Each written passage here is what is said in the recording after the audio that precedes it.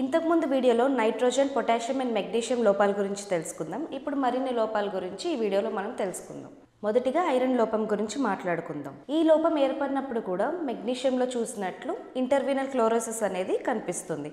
అంటే ఆకుల మధ్య భాగం ఎల్లో కలర్లోను, వెయిన్స్ గ్రీన్ కలర్లోనూ ఉంటుంది. కాకపోతే ఐరన్ లోపం అనేది ఫస్ట్ యంగ్ లీవ్స్లో కనిపిస్తుంది, అంటే కొత్త ఆకుల్లో కనిపిస్తుంది. దీనివల్ల ప్లాంట్ గ్రోత్ అనేది చాలా వరకు దెబ్బతింటుంది.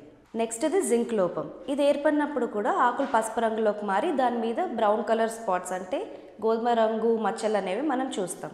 ఇవి ఎక్కువగా వరి ఇంకా గోధుమ మొక్కల్లో మనం చూస్తూ ఉంటాం. ఈ లోపం ఏర్పడినప్పుడు మొక్క పెరుగుదల, వేర్ల పెరుగుదల, ఫ్లవరింగ్ ఇవన్నీ కూడా చాలా వరకు తగ్గిపోతాయి. జింక్ లోపం అనేది దిగుబడుల మీద నేరుగా ప్రభావం చూపిస్తుంది. ఇక బోరాన్ లోపం గురించి మాట్లాడుకుంటే ఇవి మొక్కని చాలా విధాలుగా దెబ్బతీస్తాయి. ఆకులు ఎండిపోతాయి, పాలినేషన్ కూడా సరిగ్గా జరగదు. దీనివల్ల ఫ్రూట్ ఫార్మేషన్ కూడా దెబ్బతింటుంది. ఒకవేళ ఫ్రూట్స్ ఫామ్ అయినా కూడా వాటి షేప్స్ అనేది చాలా ఇర్రెగ్యులర్గా ఉంటాయి. ఈ లోపం అనేది మనం ఎక్కువగా వెజిటేబుల్స్లో, పామ్స్లో చూస్తూ ఉంటాం. సో మొక్కల్లో ఇలాంటి లోపాలు అనేవి మనం చూసినప్పుడు అవి కరెక్ట్ టైంలో మనం ట్రీట్ చేయాల్సింది చాలా అవసరం. ఒక్కోసారి ఇవి కేవలం పోషకాలు ఇస్తే మాత్రం సరిపోదు, మనం సాయిల్ పీహెచ్ని కూడా చూసుకోవాలి.